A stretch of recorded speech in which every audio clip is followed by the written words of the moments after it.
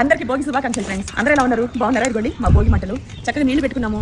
కొంచెం వెల్లుల్లిపాయ వేసి కొంచెం నువ్వుల నూనెలో గోరువెచ్చం చేసి పిల్లలకి మర్దన చేసి తల మీద నుంచి తలకు మర్దన చేసి ఒంటికి కూడా రాసి అలాగే కొంచెం పసుపు కొంచెం వేపాకు ఇవి వేసి ఆ నీళ్లతోటి మనం స్నానం చేస్తే తలకి నూనె రాయడం వల్ల ఒంట్లో ఉన్న వేడంతా పోతుందండి.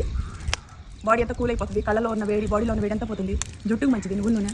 వెల్లుల్లిపాయ వేస్తాం కదా, అలాగే పసుపు వేపాకు ఇవి రెండు నీళ్లలో మరిగి చక్కగా నీళ్లు ఒంటి మీద పోసుకుంటే స్కిన్ ఎలర్జీస్ స్కిన్ ప్రాబ్లమ్స్ పోతాయి. పసుపు నీళ్ళు పోసుకున్నా కూడా చాలా మంచిదండి.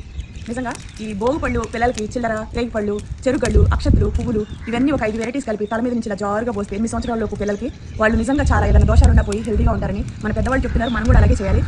పిల్లలిద్దరు కూడా వాళ్ళు చిన్నప్పుడు చేశాను కానీ మంచిగా ఉంటారండి. ఎవరైనా సరే అరిసెల మీద నడిపించడం చిన్నపిల్లలు ఇవన్నీ చేస్తారు ఫ్రెండ్స్. తప్పుడు అడుగులు వేసేటప్పుడు ఇవన్నీ మంచిది. పెద్దవాళ్ళు ఎందుకు చెప్పారో ఎందుకు పెట్టారో మనకు తెలియదు కానీ మా వాళ్ళు మాకు అదే చెప్పారు, చేసాము మేము. ఇక మీరు కూడా అదే చేయండి ఓకేనా. ఈ చిలకడ దుంప సీజన్లో వచ్చేది చలికాలం. ఇదిగో ఇందులో వేస్తే కుమ్ములో మగ్గిద్ది. వేపాకు తీసుకొచ్చి